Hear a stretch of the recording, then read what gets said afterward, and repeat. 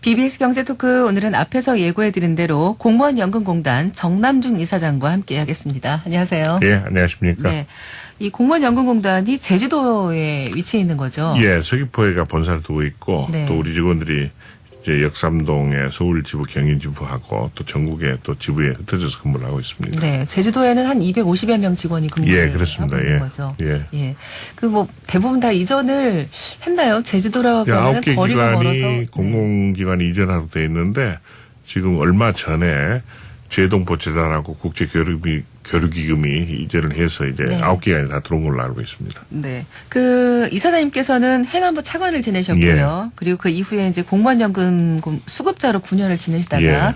이번에 공무원연금공단 이사장으로 취임을 하셨거든요. 그런 만큼 감회가 남다르실 것 같은데요. 제가 이제 공직에서 물러난 이후로 2009년 1월인데요.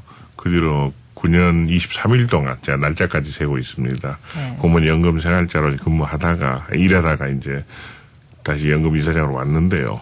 문제는 지금까지 역대 이사장들께서는 대부분 이제 공직 마치시고 얼마 안 돼서 오시거나 또 공직 경험 없으신 분들도 있습니다. 그래서 남달리 제가 좀 감회도 깊고 공무원 연금 우리 공단뿐만 아니라 연금 가족들을 위해서 좀 열심히 일하려고 합니다. 단지 또 말씀드리고 싶은 것은 그동안에 그 공직자들, 고위 공직자들이 퇴직하고 나서 그 사회이사라든지 뭐 고문을 간다든지 전관예우가 상당히 사회적 문제가 되고 그랬었는데 네. 이 자리를 빌어서 그런 자리에 기웃거리지 않고 올곧게 생활하는 우리 공무원 연금 생활자들이 많다는 말씀을 좀 꼭 드리고 싶습니다. 네. 저도 그 중에 한 사람이었고요. 네. 예. 어쨌든 그런 경험들이 있었기 때문에 공단 경영에 있어서 여러 가지 또 의지가 또 강하신 것으로 알고 있거든요. 예. 일단 4가지 목표를 제시를 하셨다고 들었거든요. 제가 이제 여러 가지 연공단 이사장 응모하고 또 선정되는 과정에서 생각했는데 그때 당시에 여러 가지 사회적으로 큰 우리가 변화를 겪었지 않습니까? 그래서 첫 번째가 기본으로 돌아가자. 네. 우리 항상 사회의 여러 가지 문제점들이 기본을 무시한 데서 좀 일어나는 것 같은 생각을 많이 합니다.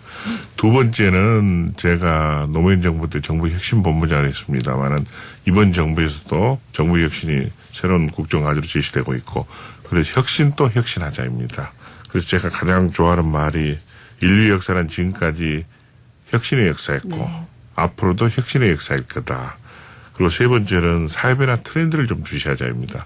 사회가 급변하고 있고 인구 문제라든지 IT 등 여러 가지 4차 산업혁명 이야기가 나오기 때문에 이것을 우리가 업무하는 데서도 꼭 좀 신경 써야 될 것 같고요.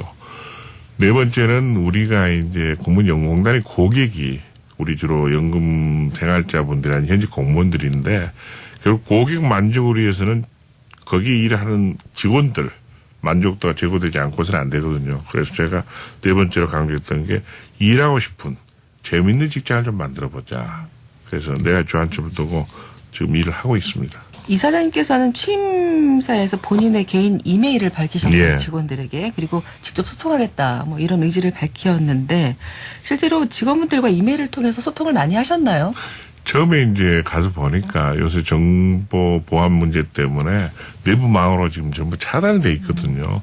그리고 이제 또 과거에 이제 기관장이나 장관으로 오신 분들이 이제 직원들 건의사를 받았지만은 다 조직에서 이제 걸러가지고 오다 보니까 솔직한 아마 의견을 제시 못한 걸로 알고 있습니다. 그래서 제가 개인 이메일로 좀 받자고 그랬는데 좀 제 예상보다는 홍도가 좀 떨어졌어요. 네. 근데 그 원인이 제주도에서 우리 절반 정도의 우리 직원들이 근무하다 보니까 개인 컴퓨터를 갖고 있지 않은 경우도 있습니다. 아, 네. 그래서 내부 망을 통해서는 보낼 수도 없고 그런 원인이 있었는데 여러 가지 좀 좋은 의견들이 많이 나왔고 또 그걸 제가 좀 취사 선택하고 또 4차례에 걸쳐서 우리 직원들로 하여금 좀 검토를 하게 하고 그걸 그래도 혁신계획에 여러 가지 좀 반영을 하고 있습니다. 네.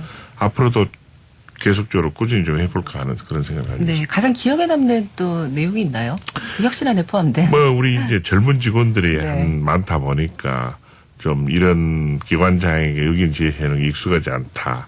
혹시 이게 뭐 또 다른 방향으로 이상한 방향 그러지 않겠냐 그런 걱정도 많이 했던 것 같고 개인의 신상 문제라든지 네. 제주 생활에 따른 여러 가지 애로사항도 좀 의견을 제시를 좀 많이 했고요. 한 가지 방금 말씀하신 특이한 것은 자기가 입사한 지 얼마 되지 않았는데 내부망에서 서울에 있는 선배하고는 자주 업무적으로 메신저를 통해서 이야기를 하는데 정작 얼굴을 모른다고 그러더라고요.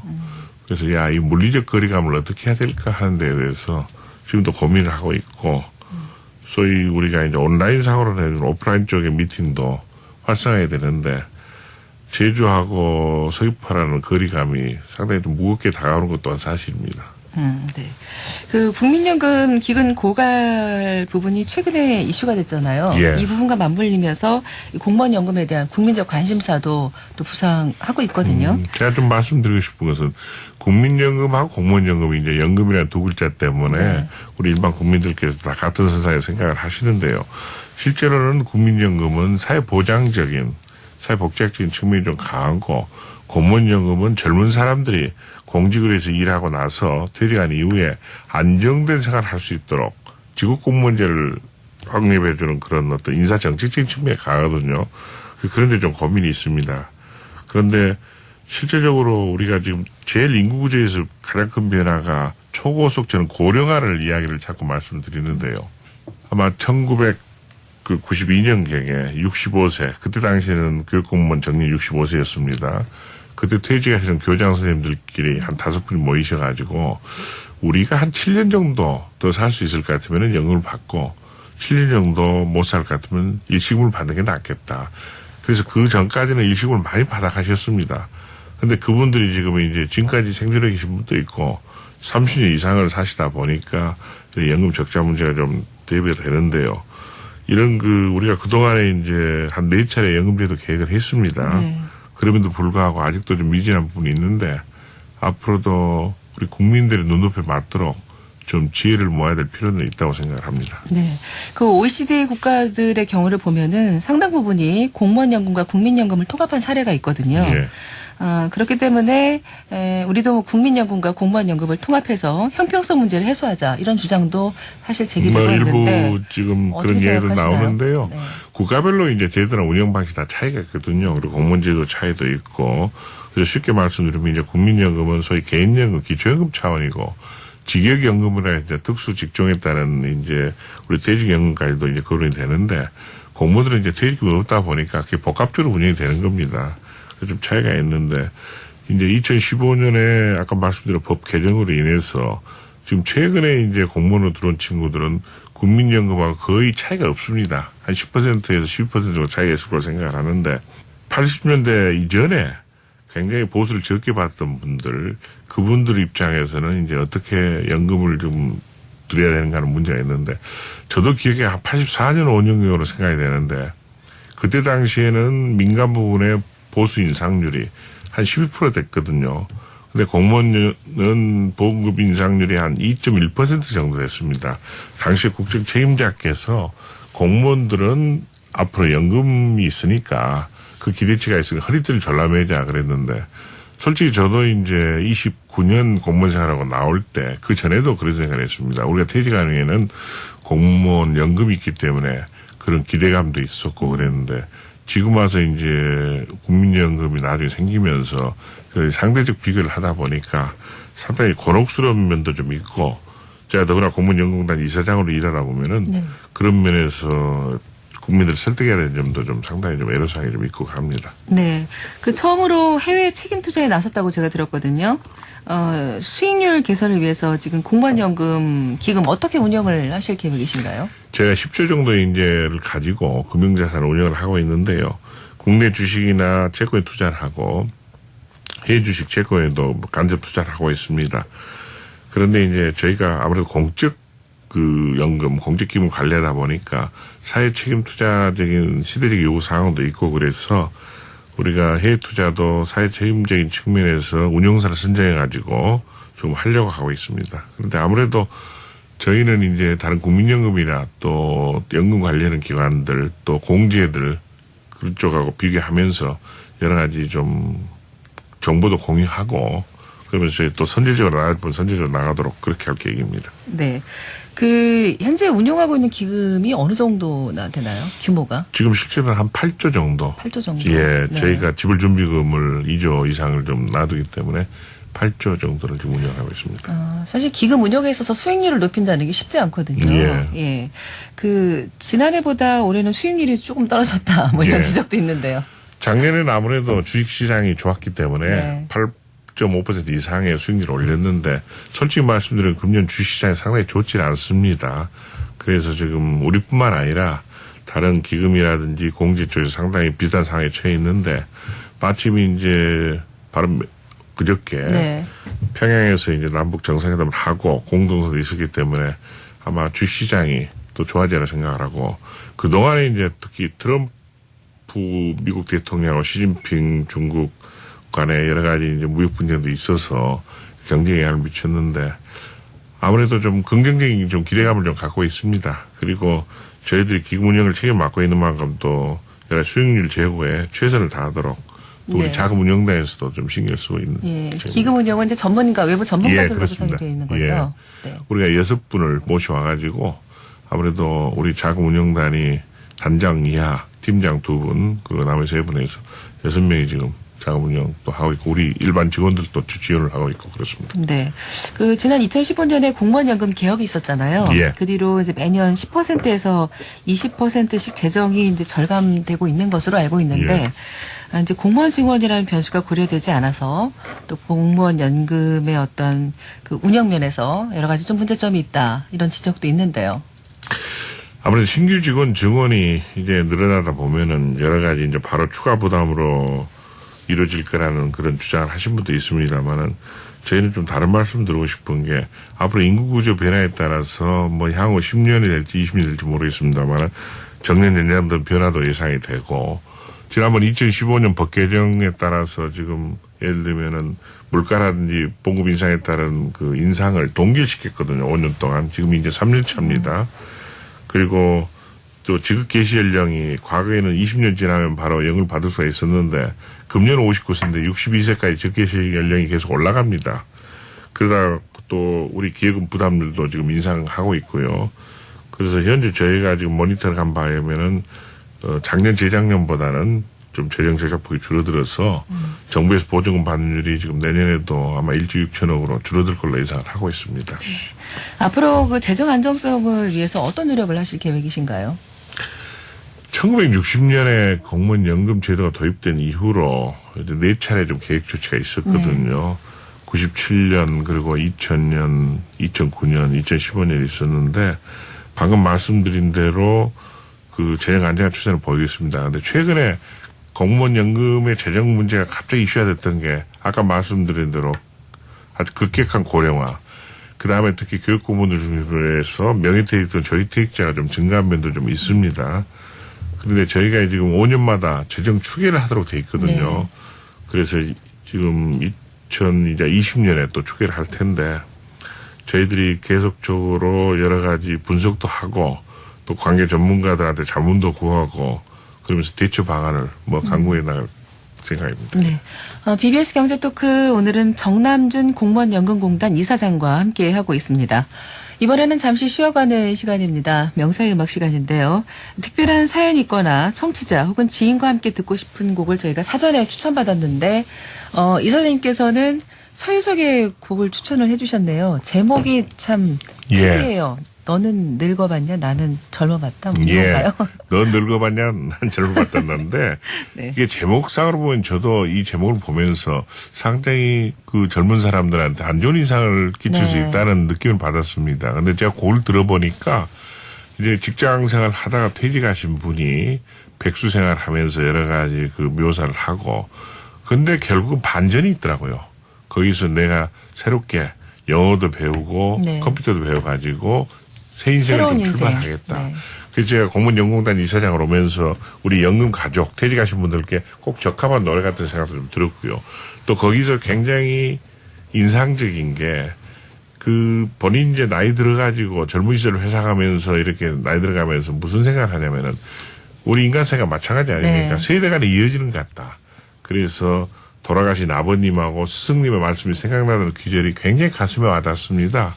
저도 이제 아버님이 한 4년, 5년 전에 지금 돌아가셨고, 또 전에 우리 가르침을 주셨던 선생님들, 은사님들도 돌아가신 분들인데, 저도 이제 60이 넘고 보니까 이 생각이 들어서, 우리 젊은 친구들은 어떻게 생각할지 모르지만은, 아마 우리 공무원연금 가족들도 이제 50대 후반에 접어드신 분들, 여러 고령화에 따라서 이제 100세 시대로 이야기를 합니다만은, 또 새로운 인생, 또 쟤는 인생 2막뿐만 아니라 인생 3막, 4막, 5막 있어야 된다는 주장까지도 뭐 주장이라고보다도 줄여서 하면서도 많이 이야기합니다. 네. 그래서 아마 굉장히 그런 데서 네. 의미가 좀 있을 것 같습니다. 네. 그 서유석의 너는 늙어봤냐 나는 젊어봤다. 저도 사실은 이 곡을 잘 모르는데요. 예. 이참에 한번 좀 들어보겠습니다. 예. 명사의 음악 듣고 가겠습니다. 네, BBS 경제토크 오늘은 공무원연금공단 정남준 이사장과 함께 하고 있습니다. 서유석의 너는 늙어봤냐 나는 젊어봤다. 참 예. 많은 의미를 담고 있는 그런 예. 곡이네요. 네. 예. 그 청취자분들의 또 새롭게 이 예. 곡을 받아들이지 않았을까라는 생각이 드네요. 예, 아마 인생 100세 시대를 준비하는 우리 신중년층들이 네. 한번 좀 되새겨보면서 들어볼 만한 노래라고 생각합니다. 네. 근데 이사장님은 제가 옆에서 계속 이제 말씀을 들어보니까 예. 지금 이제 환갑이 넘은 나이라고 말씀하셨잖아요. 근데 너무 열정이 넘쳐 보이시고 전혀 그 나이로 안 보이시는데 특별한 비결이 있으신가요? 제가 공직생활 29년, 뭐 28년 이제 9개월 정도 하고 9년 동안 제가 그 충전 시간이 있었기 때문에 네. 저는 생각을 하고요. 아무래도 제가 그 사회변화 트렌드 또 사회 현상에 대해서 관찰을 하는 좀 생각이 좀 강합니다.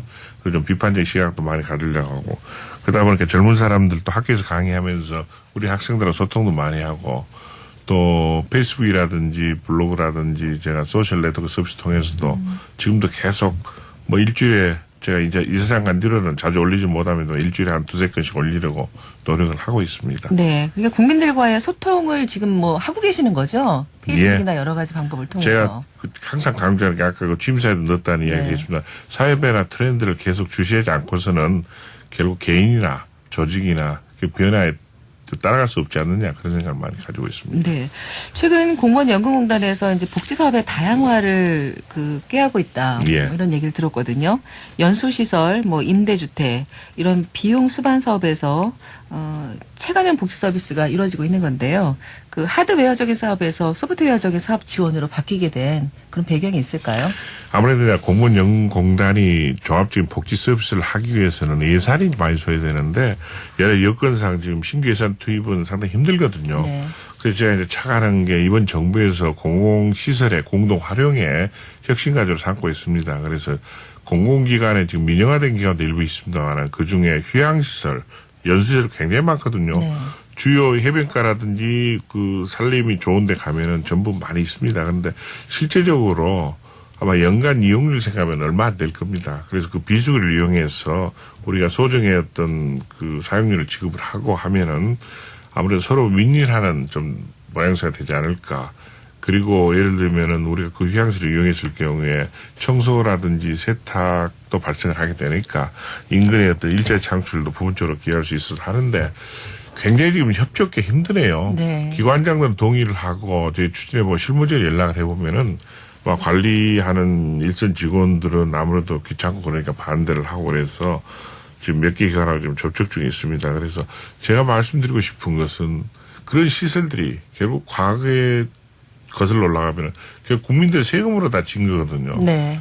그래서 거기에 좀 머물지 말고 좀 공동 활용 방안하면은 우리 일단 공무원 연금 가족부터 좀 이용을 하고 나아가서는 일반 국민에까지 좀 개방하면 좋지 않을까. 그래서 이 관계는 좀 관계기관과 계속 좀 협의를 하려고 하고 있습니다. 네. 그 은퇴자 공동체라는 것을 운영하고 있다고 들었는데요. 이게 어떤 사업인가요? 지금 이걸 이제 계획을 하고 있는데요. 쉽게 말씀드리자면은 우리 1인 가구 굉장히 증가되고 있고 우리 연금 생활하신 분들 중에서도 혼자 사신 분들이 굉장히 많습니다. 물론 자식들이 있다 하더라도 바로 부양책을 못하고 있고 그래서 또 이분들이 귀촌 귀농을 굉장히 로망으로 생각하시는데 혼자서 막상 그 시골 지역에 가서 살려고 하면은 굉장히 힘들거든요. 그래서 제가 권역별로 은퇴자 공동체를 구성했으면 좋겠다는 생각을 가지고 있고요. 그래서 마침 모슬포에 우리가 지금 폐교를 네. 자연생태학교를 운영하고 있는 폐교를 하나 빌려서 10월부터 12월까지 3개월간 지금 우리가 그걸 운영을 하려고 하겠습니다. 그래서 16분을 지금 모셨고요. 자체적으로 뭐 그렇습니다. 공동체를 형성하면서 자기들끼리 해서 식사도 같이 하시고 또 여가 시간도 활용하고 또 시간이 나오면 방과후 지도라든지 사회공헌도 하시면서 도시농촌 간의 어떤 상생을 기하는 목적도 있고 또 인근에 보건지소가 있기 때문에 와서 건강체크도 해 주실 겁니다. 그 다음에 또 소위 그 요새 유행하는 말로 본인이 몸을 움직였을 때까지는 서로 노노케어 측면에서도 굉장히 좀 의미가 있을 생각하는데 이게 만약에 성공을 한다면 저희가 충청권 또 그리고 전라권, 경상권에다가 그 군수 시장들과 협의해가지고 우리가 빈집을 활용해가지고 은퇴자 공동체를 운영할 생각이 있습니다. 이게 아마 잘 되면은 저희 공무원연금공단뿐만 아니라 사학연금 또 국민연금 확대할 수 있고요.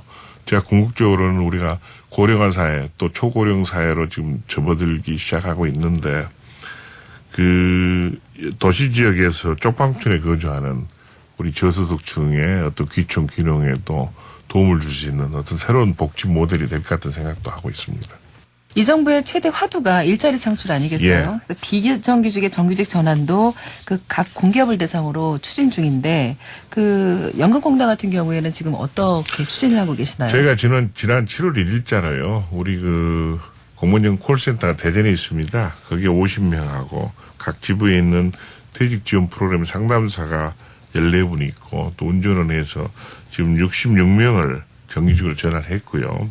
우리 시설 관리라든지 또 경비, 청소 뭐 영역 근로자들이 한 70여 명 되시는데 지금 협의를 진행하고 있습니다. 그래서 연말 아니면 내년까지 저희들이 결말을 내려고 하고 있습니다. 네, 신규 직원 채용 부분은 어떤가요? 신규 채용은 이제 저희가 금년에 30명을 채용을 했고요. 네. 아무래도 일자리 문제가 있기 때문에 지금 하반기에 연말 안에 20명 정도 추가 모집할 계획으로 있습니다. 네.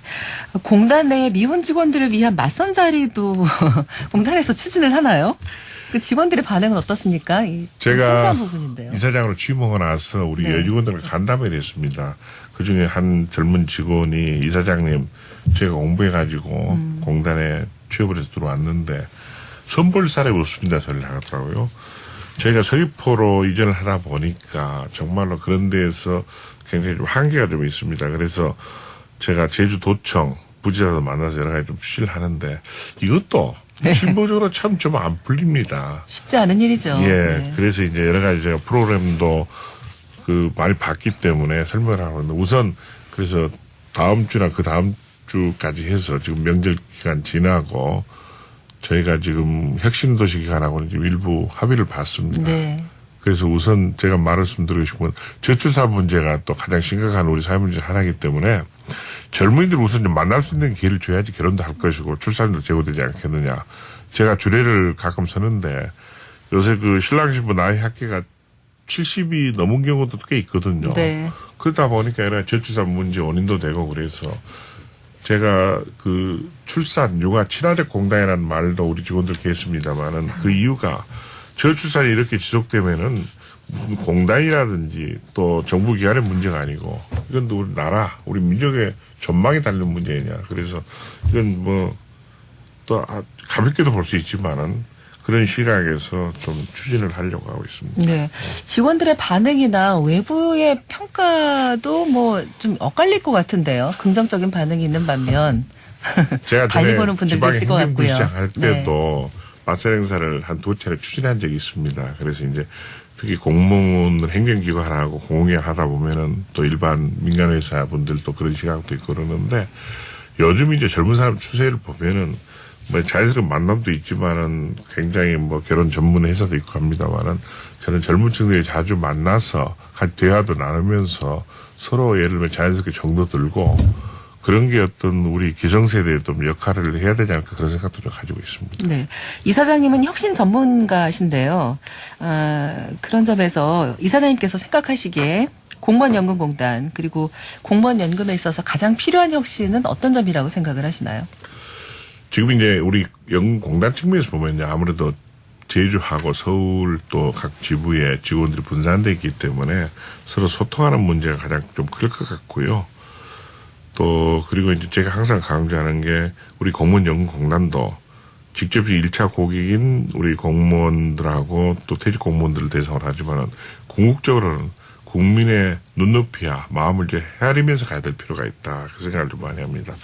제가 아까도 잠깐 말씀드렸습니다만은 혁신이라는 게 진짜 어려운 게 아니거든요. 저는 항상 저희도 강조했던 게 혁신의 아이디어가 땅에서 솟아나거나 하늘에서 떨어지는 게 아니다. 항상 현장에 답이 있기 때문에 자기 현장에 있는 우리 직원들이 가장 잘할 수 있고 또 가까운 곳에서 혁신 아이디어를 찾아서 플러스 알파의 어떤 생각으로 단계적인 추진했으면은 혁신이 좀 성공적인 결실을 거둘 수 있다는 그런 생각을 합니다. 그래서 그 가장 좋아하는 말이 일신우일신, 날로새라는 말이 있는데 원고지신이라는 말도 있지 않습니까? 원고지신은 옛 것을 배워서 새로운 것을 만들어낸다는 개념인데 연암 박지원 선생, 실학사상 연암 박지원 선생이 법고창시란 말을 했거든요. 네. 옛 것을 배우고 다져서 새로운 것을 만들어낸다는 개념입니다. 근데 창시라는 말을 좀 주목할 필요가 있는 게 우리는 영어로 이노베이션을 혁신, 가족액자에서 새로 신자 혁신으로 번역을 했는데 네. 중국 애들은 창신으로 이야기를 많이 하거든요. 그렇죠. 그래서 이노베이션 개념에는 창조 개념이 들어있다. 근데 제가 최근에 모술포에 그 추사 김정희 선생의 기념관이 있습니다. 네. 거기를 몇 차례 갔었는데 이번에 쭉 시간이 있어서 거기에 게시된 글을 보니까 입고 출신이란 말이 있더라고요. 입고 출신도 옛 것을 배워서 새로운 걸 만들어낸다 개념. 벚꽃 창시랑 같은 개념이더라고요. 그래서 추사체가 결국 추사 김정희 선생이 8년간 모술포 유배하면서 추사체를 완성했다고 하는데 결국 입고 출신의 정신에 굉장히 기반을 뒀다 그래서 제가 벚꽃 창신의 정신을 가지고 우리 공무원연금공단 또 공무원연금 문제도 새로운 어떤 여러 가지 혁신의 자세로 좀 아이디어를 모아볼까 그런 생각을 가지고 있습니다. 네. 그 연금 부분에 있어서는 재정의 자유도를 논하기가 어려운가요? 그 공무원연금도 그렇고 사실 국민연금은 이제 뭐 차지하고라도 공무원연금 같은 경우에는 매년 이제 2조 원씩이 넘는 금액이 투입이 되고 있잖아요. 근데 재정의 자유도를 꾀할 수 있는 그런 방안은 없을까요? 개념은 조금 이제 논지가 다르다고 생각하는데요. 국민연금은 지금 아마 680조 정도 네. 지금 기금이 있는 걸로 알고 있습니다. 그건 지금까지 이제 지급보다는 그래도 불입하는 분들이 많은 거고 88년에 생겼으니까요. 저희 공무원연금은 이제 1960년 생긴 이후로 그다음에 여러 가지 역할을 했는데 기금 관리를 결국 정부 기관을 하다가 이제 공단을 넘어온 지도 저희가 이제 36년이 됐습니다. 네. 그러다 보니까 이제 성격도 좀 다르고 아까도 말씀드리다시피 절반 경우는 이제 기금 관리를 하는데 이렇게 지금 고령화 추세가 급격히 진행이 되고 또 퇴직자들도 늘어날 줄로 예상을 못했던 거죠. 그래서 이제 4차례 그동안에 좀 계획이 있었고 또 앞으로 그게 필요한데 좀 제가 말씀드리고 싶은 것은 국민연금하고 공무원연금이 이제 같은 연금선상으로 공적연금으로 볼 수도 있습니다만 좀 다른 각도에서 좀 봐주셨으면 좋겠다는 생각을 좀 가지고 있습니다. 네. 요즘 뭐 남북관계 개선으로 각계 각 분야에서 여러 가지 준비들을 하고 있거든요. 예. 근데 공무원연금공단에서는 뭐 딱히 특별히 준비하거나 생각하고 계신 게 있으신가요? 뭐 저희들이 이제 아무래도 통일이 되고 좋아지면은 여러 가지 이제 무슨 체제가 합해로 나고 뭐 여러 가지 단계적인 통일론도 있습니다만은 저희 나라도 여러 가지 구성도 합니다. 지금 백두산을 우리 문재인 대통령께서 김정은 위원장 같이 올라가셨기 때문에 그쪽도 들 것 같고 저희들이 이제 공무원 공단도 복지 서비스 기관이기 때문에 네. 여러 가지 차원에서 좀 검토를 하려고 하고 있습니다. 네. 그 연금공단의 복지 사업에 대해서 말씀을 해주셨는데 예. 그 자체 내 직원 복지를 위해서는 어떤 구상을 가지고 계시나요? 저희들이 이제 그 점에 대해서 이제 참 곤혹스러운 게 저희 네. 공무원연금공단 직원들이 저희 연금공단에서 하는 복지 서비스 혜택을 받을 수가 없도록 되어 있습니다. 그게 이제 우리 노사 협회들 상당히 좀 문제인데요. 실제로 사학연금은 또 우리 사학연금공단의 직원들은 사학연금 혜택을 또 받도록 되어 있습니다. 이게 이제 저희가 결정할 게 아니고 국회에서 법이 통과되는데 아마 두세 차례 그동안 시도가 있었던 걸로 되어 있습니다. 그래서 앞으로 가능하다면은 아마 그것도 다시 추진할 필요가 좀 있을 것 같고요. 그래서 우리 공무원연금공단 직원이 어떤 우리 공무원연금공단에서 하는 복지서비스 혜택을 받을 경우에 보다 더 주인의식을 가지고 할 수 있지 않을까 그런 생각을 하는데 자체적으로 우리 직원들을 위해서는 뭐 예산이 허용되는 범위 안에서 여러 노력들을 많이 하고 있고 또 여러 훌륭한 직원들이 와 있기 때문에 또 우리가 역량을 강화하기 위해서 이사장으로 여러 가지 노력도 하려고 하겠습니다. 제가 네. 또 공무원 교육훈련 업무도 많이 했고 또 혁신 업무도 했지만 그러면서도 관심을 가지고 우리 특히 젊은 층 지금 최근에 한 4년 5년 내 입사한 직원들이 거의 30%에 육박하거든요.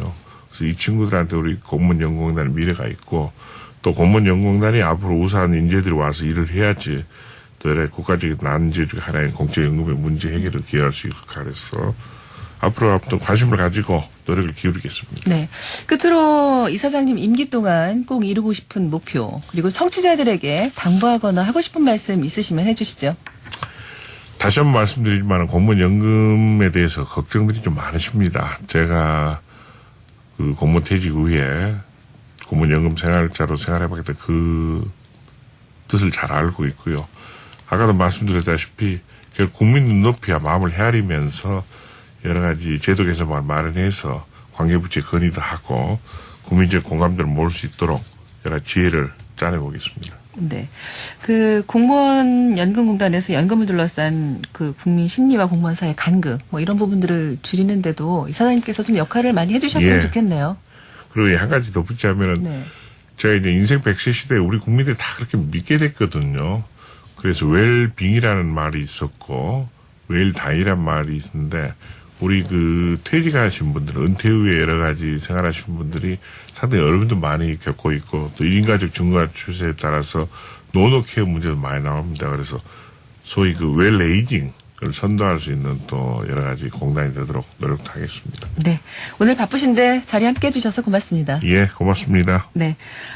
공무원연금공단 정남준 이사장과 자리 함께 했습니다.